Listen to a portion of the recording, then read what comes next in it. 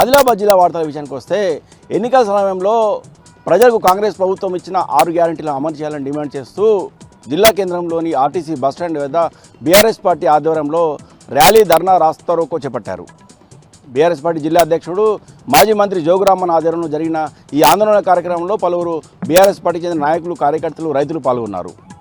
అయితే ఈ ఆందోళనను పోలీసులు అడ్డుకునే ప్రయత్నం చేయగా ఇటు పోలీసులకు అటు బీఆర్ఎస్ నేతల మధ్య కొద్దిసేపు వాగ్వాదం జరిగింది. ఈ సందర్భంగా బీఆర్ఎస్ పార్టీ జిల్లా అధ్యక్షుడు జోగురామన్న మాట్లాడుతూ ఇప్పటికైనా ప్రభుత్వం 6 గంటలు అమలు చేయాలని పక్షంలో ప్రజల పక్షాన తమ పోరాటం కొనసాగుతుందన్నారు.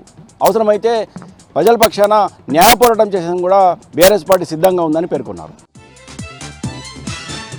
ఇక నిర్మల్ జిల్లా వార్తల విషయానికి వస్తే ధనుర్మాస ఉత్సవాలను పురస్కరించుకొని జిల్లా కేంద్రంలోని బాగులవాడ రామాలయంలో శ్రీ గోదాదేవి రంగనాథుల కళ్యాణాన్ని ఘనంగా నిర్వహించారు.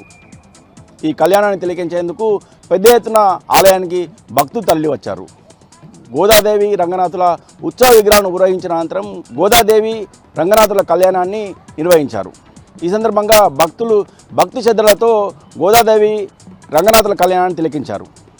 అనంతరం కళ్యాణానికి వచ్చిన భక్తులకు అన్నదానం నిర్వహించారు.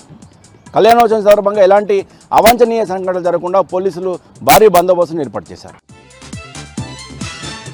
ఇక మరో వార్తా విషయానికి వస్తే సంక్రాంతి పండుగ సందర్భంగా పండుగతో పాటు వరుసగా సెలవులు కలిసి రావడంతో బాసర పుణ్యక్షేత్రానికి భక్తులు పోటెత్తారు.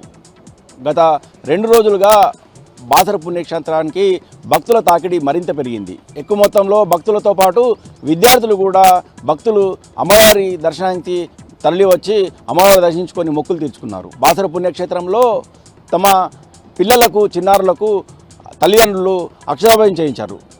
ఇందుకోసం ఆలయ నిర్వాహకులు అన్ని ఏర్పాట్లు చేశారు.